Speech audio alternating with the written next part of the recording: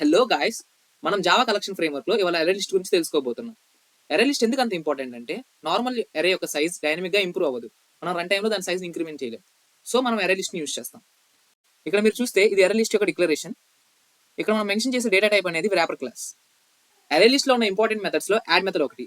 Add method కి మొత్తం 2 variations ఉన్నాయి. ఫస్ట్ వేరియేషన్ వచ్చేసి మనం సింగిల్ పారామీటర్ పాస్ చేస్తాం. సింగిల్ పారామీటర్ లో మనం వాల్యూ పాస్ చేస్తాం. ఆ వాల్యూ అరే యొక్క ఎండ్ లో అపెండ్ అవుతూ వెళ్తుంది.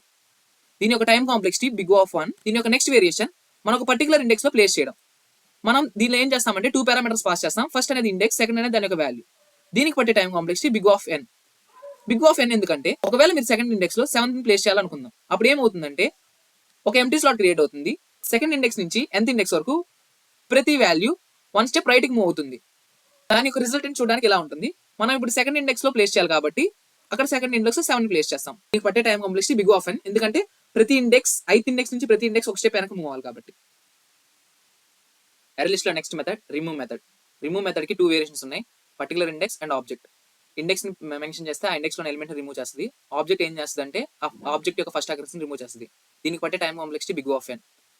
బిగ్ ఆఫ్ n ఎందుకంటే ఒకవేళ మీరు సెకండ్ ఇండెక్స్ లో ఎలిమెంట్ రిమూవ్ చేయాలనుకుంటే i+1 ఇండెక్స్ నుంచి ఉన్న ప్రతి ఎలిమెంట్ ఒక స్టెప్ ఫార్వర్డ్ మూవ్ అవుతాయి. అండ్ ఫార్వర్డ్ మూవ్ అయిన తర్వాత అరే చూడడానికి ఇలా ఉంటుంది. అండ్ మనం లాస్ట్ ఎలిమెంట్ ని రిమూవ్ చేస్తాం.